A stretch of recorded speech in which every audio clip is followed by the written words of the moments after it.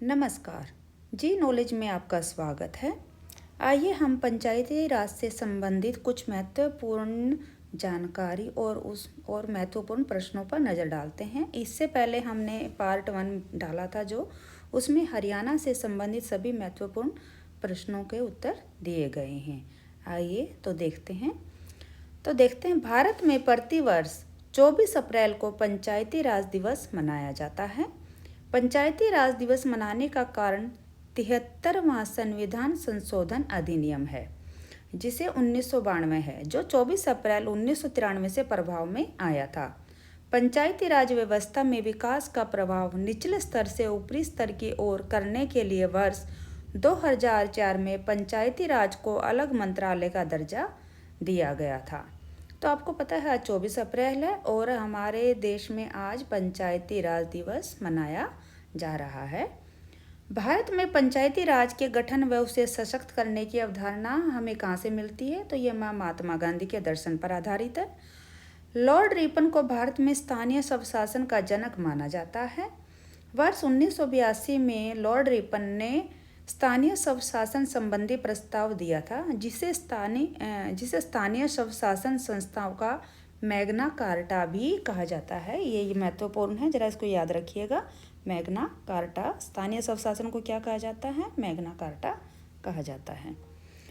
तो 73वां संविधान संशोधन किससे संबंधित है?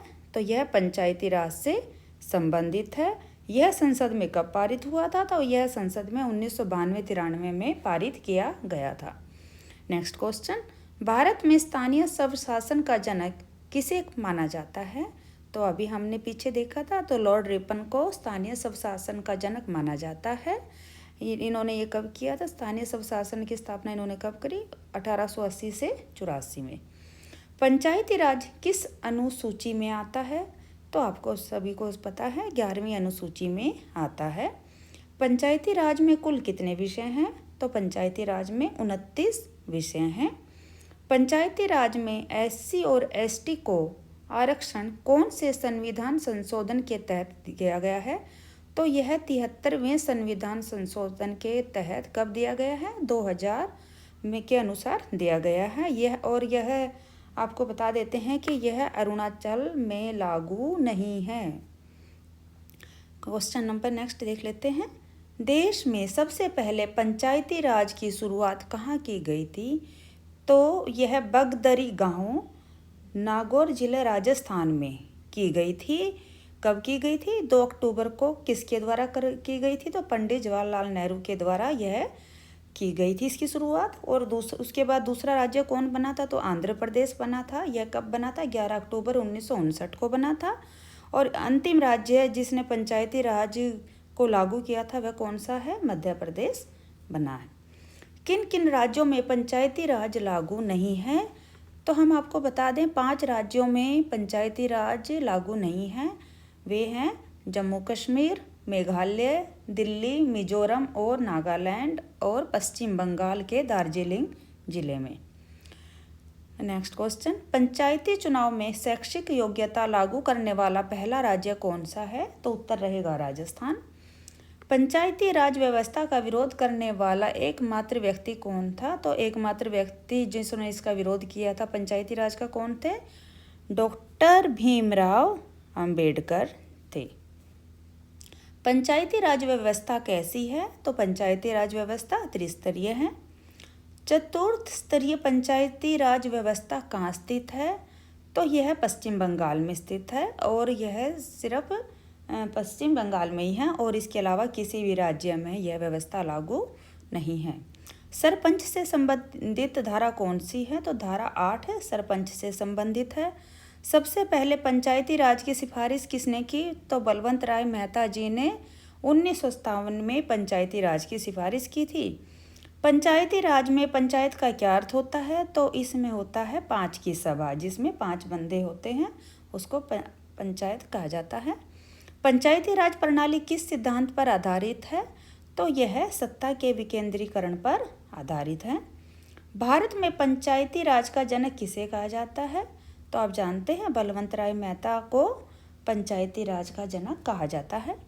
पंचायती राज में राज शब्द का क्या अर्थ होता है? तो यहाँ पर राज शब्द का क्या अर्थ होगा?